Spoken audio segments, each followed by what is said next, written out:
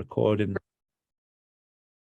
Perfect. So, as I say, we'll start first of all by saying welcome to the season. Obviously, not just to the Zoom, but you are all invited or logged in because you've very graciously volunteered your time to help us with our Fall House League, which we do appreciate. And I know the players will definitely appreciate having yourselves supporting them over the season. So thank you very much for that from myself, obviously the club and the players. We do really appreciate it. I'm sure some on the call are probably returning coaches, and you're probably pretty familiar with what you need to do and what the sessions will look like and how they work and all those kind of things. Some may be brand new, and obviously that is exciting for you to be starting, coaching and helping us with the program, but is obviously maybe quite daunting at the time as well if you've not done it before. But the main thing to remember, obviously, is that this is recreational soccer, so the focus is going to be fun. Number one, first and foremost, we want the players to really enjoy coming out and playing and working with you, and you're a big catalyst for helping that. So don't worry too much again in terms of super in-depth coaching knowledge or soccer knowledge. You're there to facilitate fun. So trying to welcome every player, trying to learn names nice and quick, make everybody feel as involved as possible. Make them feel seen and noticed. They're going to enjoy, being around you and understanding that there's a bit of a connection there. Ask questions to try and build up those bonds and those relationships. Not just about soccer, but maybe about the personal lives. Start to understand your players a little bit as well. Make them feel comfortable and make them feel relaxed and in a safe environment. And as I say, focus on fun. Focus on effort, work rate, those kind of things. Don't worry too much about scores. Don't worry too much about outcomes. So really focus on the kids enjoying themselves as they're playing.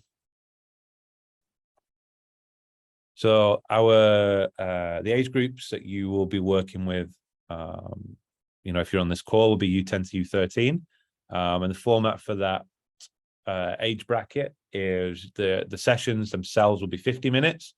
We have to leave a 10-minute turnover time with the indoor between session start time. So your sessions are 50 minutes long. And within that, the aim is to try and play for 40 minutes. Obviously, it depends on when the game is able to start based on, everybody being ready on time and ready to go. But we do want to try and include like a short warm-up before they play. Like I say, the total time is 50 minutes and we're aiming for 40 minutes of gameplay. So doesn't need to be anything too intense or too long in your warm-up. We're not looking for you to run a session or to run, part of a session.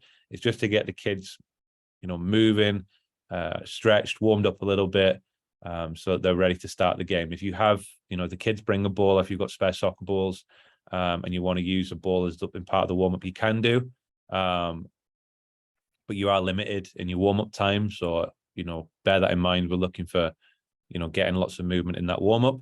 The games themselves, when we're indoor, are 5v5, including the goalkeeper. So you have one goalkeeper and four outfield players. The players are allowed to pass or dribble the ball into the field instead of throw it. So if you coached outside with the older age groups, players would take throw-ins. With the indoor space, we don't take throw-ins. Space is a bit too tight. We want to try and keep the ball on the floor as much as we can, so players can pass or dribble the ball into the field. 5v5, some of you probably played indoor 5-a-side. It's very physical. Like it's a lot different to outdoor in that you're doing a lot more sprinting and a lot more short, sharp actions. So it gets tiring quite quick.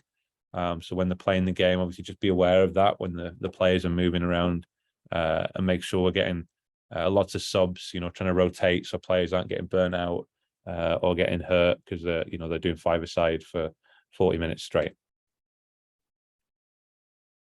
Touching on the warm-ups again, this is, again, we're not asking you to coach or do a load of sessions in the warm-ups. We want to just try and make sure the kids are as ready to play as possible. So get lots of movement and opportunities to stretch in your warm-up. Tag games are a really good way to get kids warmed up quickly. If you play tag games for 5, 6, 7 minutes, they're going to be pretty tired, pretty warm, pretty active for those 5, 6, 7 minutes. So it's a really good way to get a quick, effective warm-up in. Lots of changing of direction, lots of speeding up and slowing down. Lots of good repetitive soccer actions in there for them. again, like I said, if you have the opportunity to use a soccer ball or spare soccer balls, the kids bring them. You're more than welcome to involve the soccer ball in the warm-up. But as I say, with such a short time, by the time you explain something and explain how it works and get the ball moving, you're probably going to be close to starting the game. So for me, something that's quick and easy to start, a quick tag game or something like that, get them moving, get them active, and then get them ready and set up ready to play. That's what they're there for, after all, is to play the game. So try and discourage the kids again from kicking or shooting the balls around in the warm-up or before they even warm up. I know some kids will turn up with a ball and just start smashing the ball into the net straight away. Obviously, it's kind of bad habits to not warm up and not prepare properly. But also physically, if the body's not warmed up and they're shooting things like that, quite a maximum effort, intense action of shooting. We're worried for injuries and things like that. So try not to let them do any shooting or kicking before they've warmed up. Generally, when we get to the game, again, it's, we're looking for fun and safe environments. We want to get the players as equal playing time as possible. Don't feel like you have to be there with the stopwatch and get it to every second for every kid at the same, but as much as possible, just make sure kids are getting on the field and getting a chance to play as much as you can. As I say, five-a-side's quite intense, so there'll probably be lots of opportunity to sub and change players. Kids will get tired quite quick. So, just be aware of that. Make your subs kind of quick and keep the kids engaged and active. Try and let them play different positions as much as you can. And we'll talk about the positions a little bit later. Obviously, five-a-side, it's quite different than 11-a-side or 7 or 9-a-side in terms of the position. So try and rotate the players through those positions a little bit.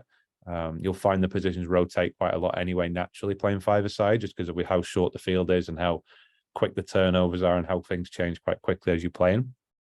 Try and keep any kind of feedback super positive. Obviously, if the positivity is coming from the sidelines, the kids are going to enjoy it more. They're going to be more encouraged and more engaged, and it'll feed into the whole atmosphere of the game, which is what we want. And I say, try and encourage those intangible things that we want the kids to take through life, not just soccer, but hard work, putting the effort, trying, showing good sportsmanship, and showing respect to teammates, the opponents, and the match officials. And if we can mirror that for the kids, I'm sure they'll pick up on it, and they'll have a really positive experience through the season. As I said, in terms of game format, you're playing 5v5, which includes the goalkeeper. So when you're setting up and trying to play, again, the formations, five-a-side is going to rotate a lot anyway, just with the nature of the game. Five-a-side, kids will be changing positions a lot and moving around quite a lot. But maybe just to give them some base ideas of some basic positions, some easy formations to think about would be, like a 1-1-2-1. So the goalkeeper, one defender, two midfielders, and a forward, or a 1-2-1-1. So a goalkeeper, two defenders, one midfield, one forward, or even a 1-1-1-2. So a goalkeeper, one mid, one defender, and two forwards. There's not much else rotation that you're going to get in there in terms of formation. And I say, try and keep it kind of simple, because as I say, we're not looking for kids to be locked into a position. So with five-a-side, the positions will change a lot anyway. You'll have a kid that's playing maybe right defender. They'll get the ball with loads of space and they'll run forward and they'll end up front. And the midfielder might end up as a defender. So it'll change around quite a lot. So don't worry about that too much. Don't get overly concerned if players are moving around. It's the nature of five-a-side football. When it's indoors, short space, there's lots of movement and changing. So I say, sticking to things like defender, midfielder, striker, and left and right. It's pretty basic, it's pretty simple, but it gives the kids a little bit of an idea of roughly where you want them to be on the field when we're playing the game.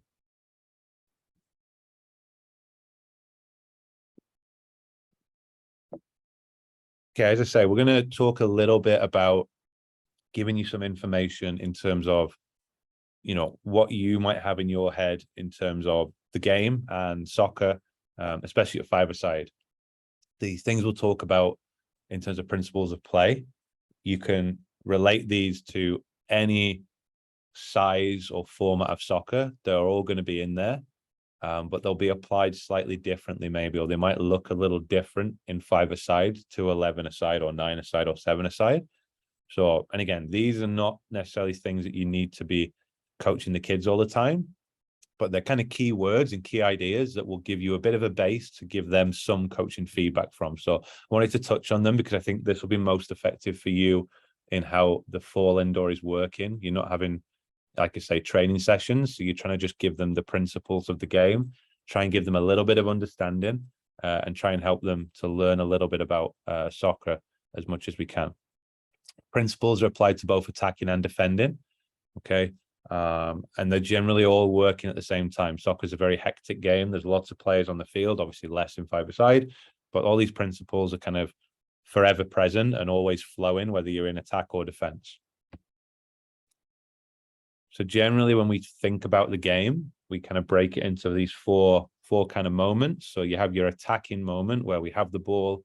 My team is trying to pass the ball forward or keep possession. You'll have a transition, which will go from the moment that we had the ball to losing it. So as soon as we lose the ball, we would call that a defensive transition. So how do we transition into defending? Okay, then you have a more organized defensive structure. So maybe if there's a throw in or something, it's kind of easier to imagine that you then get set into some kind of defensive shape.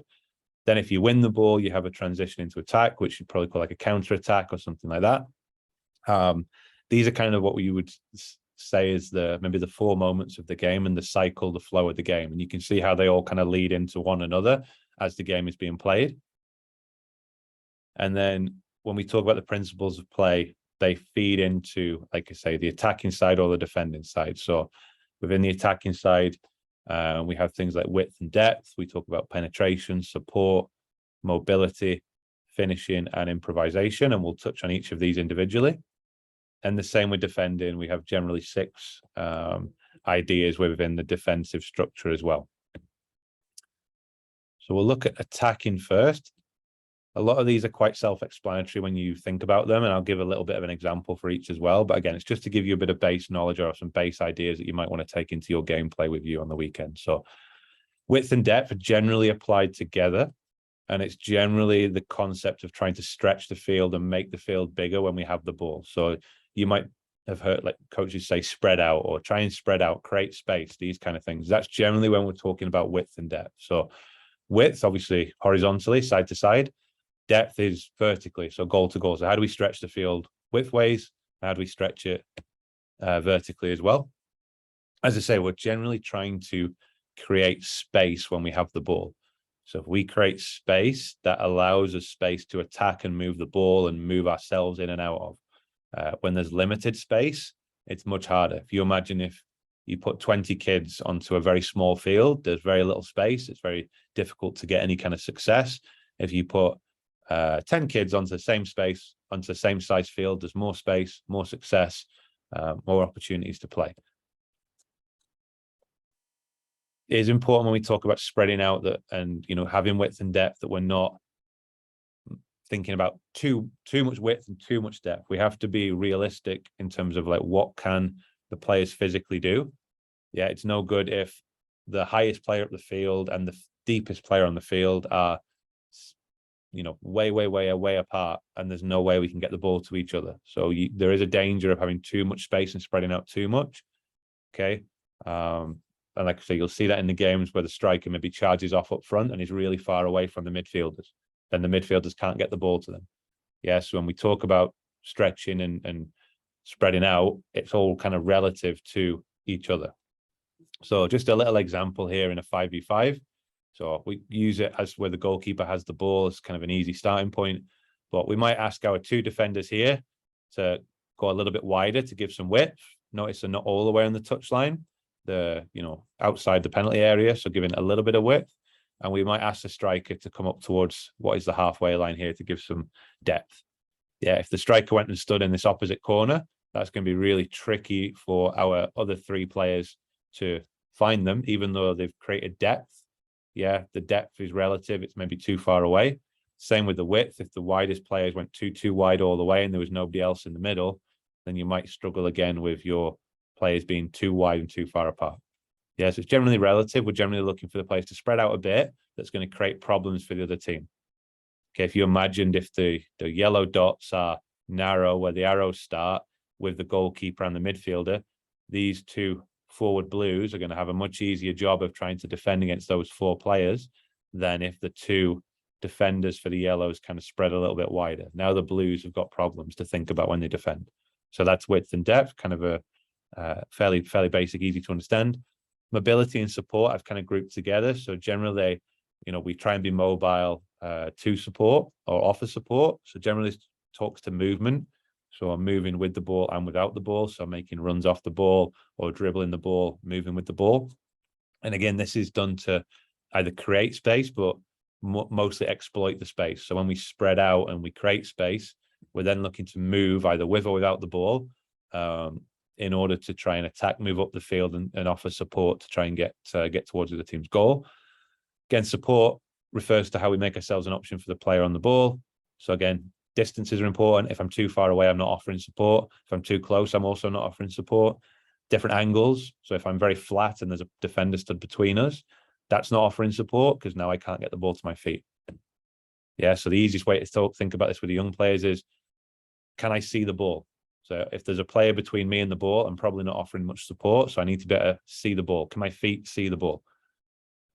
It's important, again, to understand how defenders move and they position themselves. So like as you move and where I stand is going to impact what you can see and how you defend me and what kind of support I offer. So again, like we said, if your feet can see the ball, generally you're in a good supporting position. So here, same picture, but the ball is with the midfielder. If the defender stays where they are, they're not offering any support because realistically that midfielder is not able to pass them the ball. So they may make a run, show some mobility and run forward into the space. Now there may be an option to pass and help give the player on the ball some options. Same with the striker. At the minute, they can't see the ball, so they're not really offering support. They could maybe start to make a run in behind, into the space. So that would be mobility to attack the space behind. That would then maybe give them an option. Penetration, generally, we're talking about like breaking through a team, getting the ball in past a team's defensive shape or through a defensive shape. So generally, if we're trying to get through it to the team's formation, we're either looking for a teammate that is between and behind the other team or space that is between and behind the other team. If we have a teammate, we can look to try and pass the ball to them and break the line. If there isn't a teammate, but there is space there, maybe I can dribble into that space and I can break the line with my dribbling. Generally, when we break through that line, we want to try and be facing forward, keep an attack going as much as possible. So here we've got the midfielder who's stood kind of level with the blues. Okay, if the pass goes into that player's feet, we're not going to penetrate and break through the line unless they can turn and maybe, receive across the body and go into space. But if they play a little bit higher, then maybe that pass can go through there. Maybe we can take out this front line of players and we can penetrate and go and attack and go forward. Same here. If this player does get on the ball, we talked about space. So now this is where they might drive forward with the ball into space. If these two defenders are wide apart, maybe they're going to drive through that line with the ball. Yeah, so teammate in the space or space between and behind is when I'm going to maybe drive with the ball.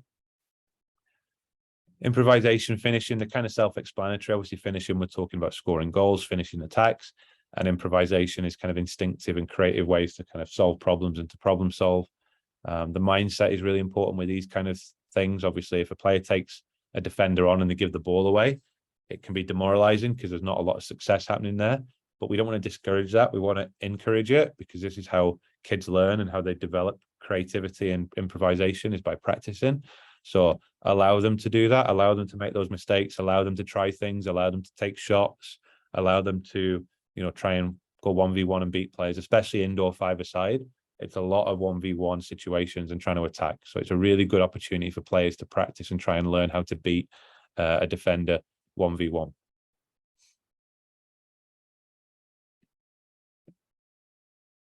No picture for that one because it's kind of self-explanatory, talking about, dribbling and taking plays on and scoring. We're going to move on to the defensive principles of play now. So the first one we've got here is pressure. So generally when we talk about pressure, we're talking about moving towards the player with the ball in the hopes of either trying to take the ball off them or forcing them to make a bad pass.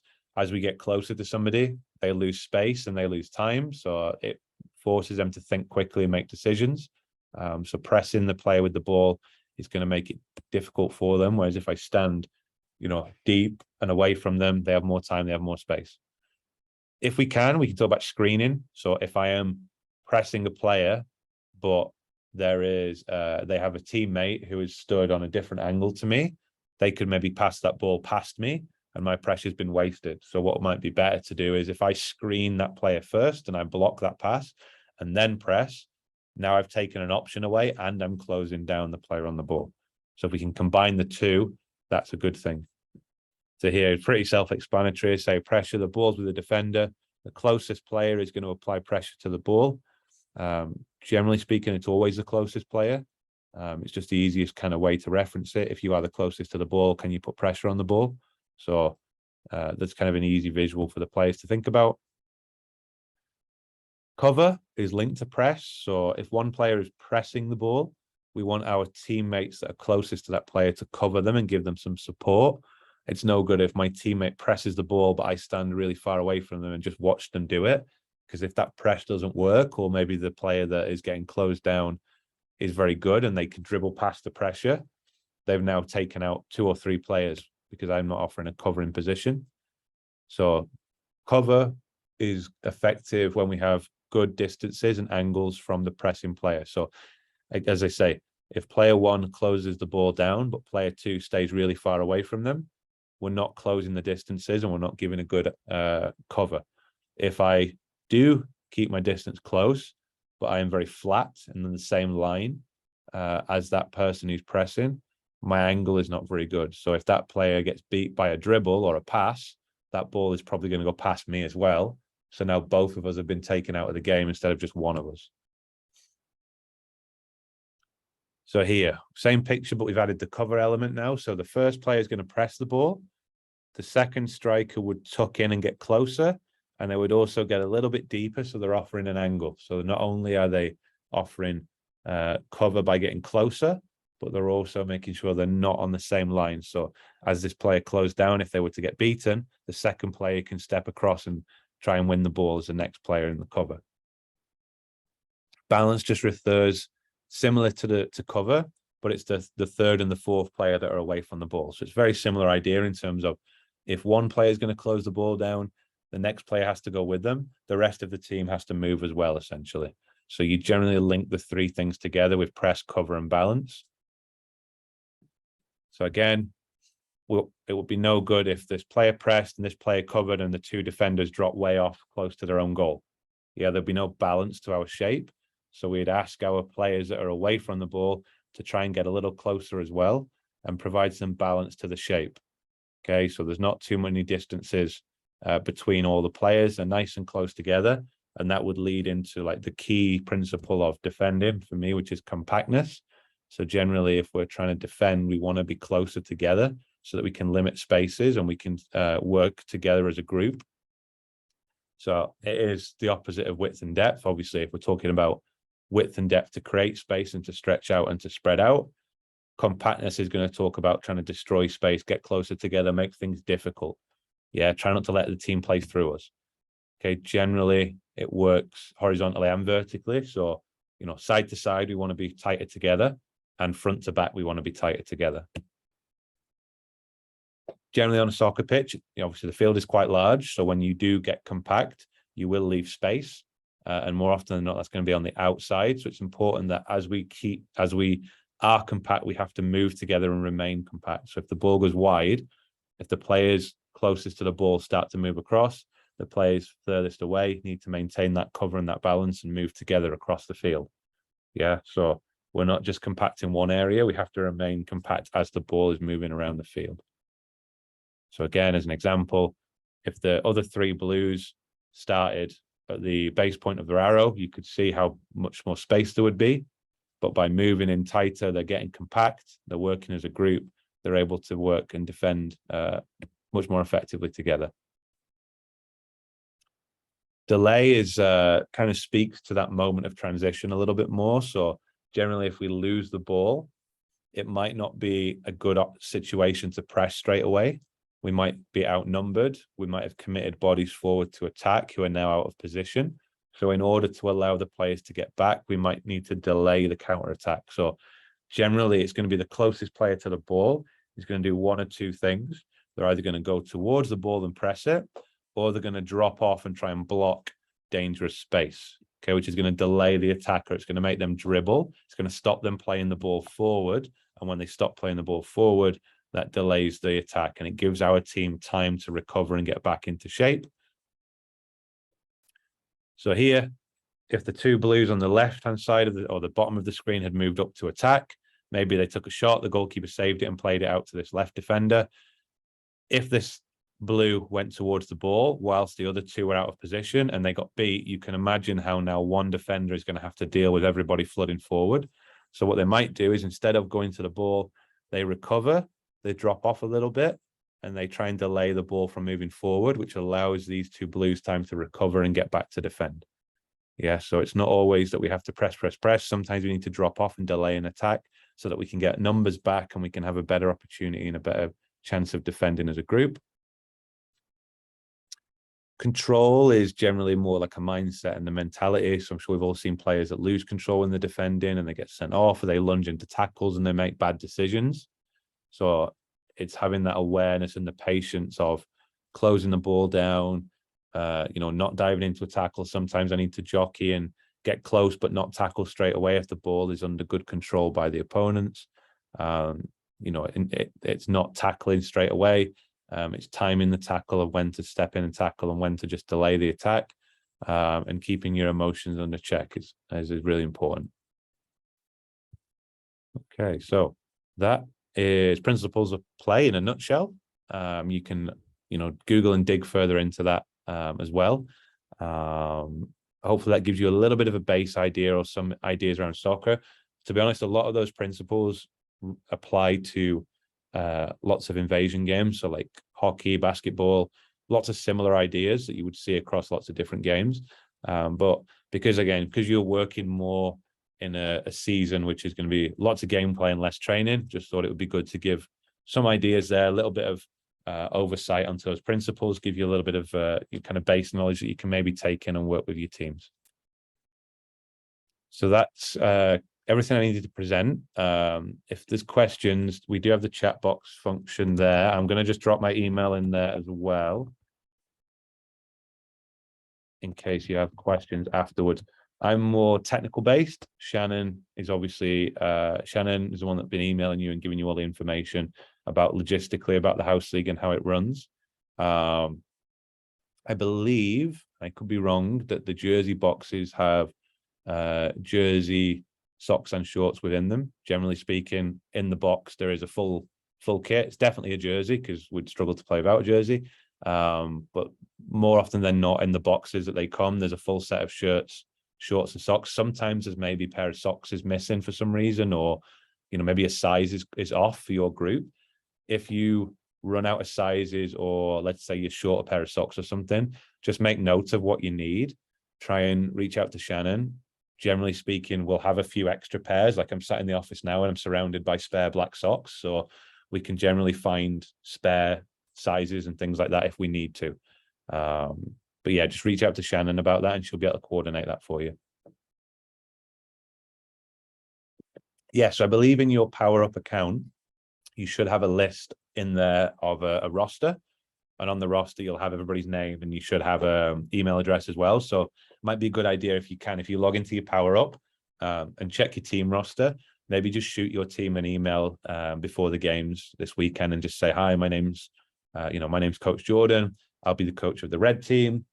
I'll be at the field, 15 minutes early to do jersey handouts. If you can meet me at the field, looking forward to working you with, that kind of thing. Generally just a good way to introduce yourself to the other parents on the team. But yeah, if you can't find it for whatever reason, or it's not shown in your Power Up, just shoot Shannon an email and she can find it for you. But yeah, it should be on your Power Up when you log in.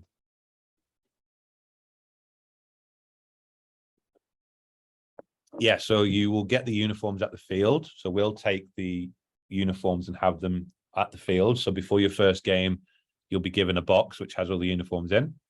So like I say, generally first week, I would say turn up and maybe arrive at 15-20 minutes earlier so you can give out the jerseys and everything and get everybody dressed up, ready to go, so that you can start on time or as close to on time as possible.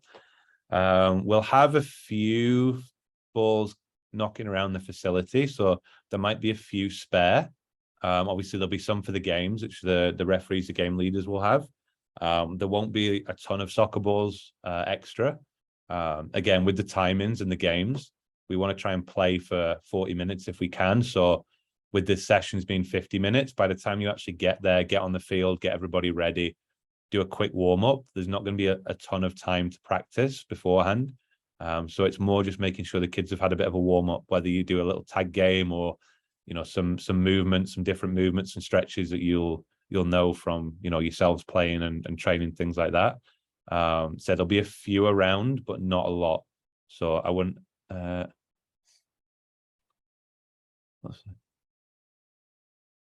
yeah, so for the practices and things like that, there will obviously be extra soccer balls, but like I said, for the games, there's not going to be a ton of extra balls for the timing. But for any practice sessions, there'll be some spare balls there.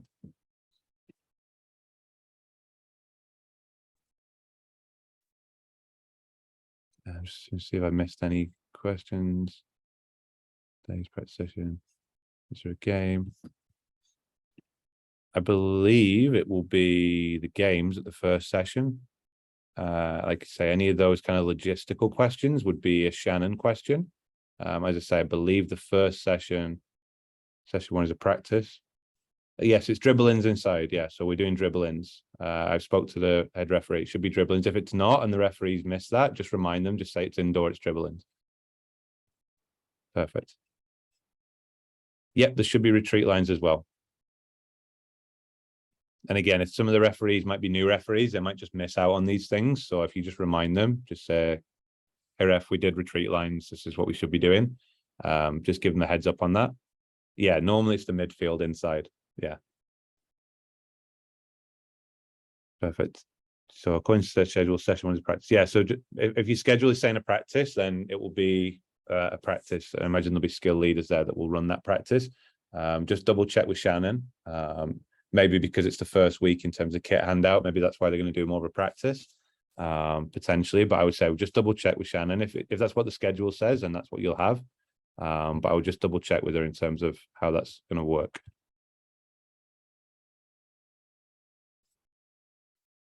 I say I'll message her and just have her send out an email with all the extra bits of information in terms of like exactly what to do on the first day, just so you have a bit of extra information.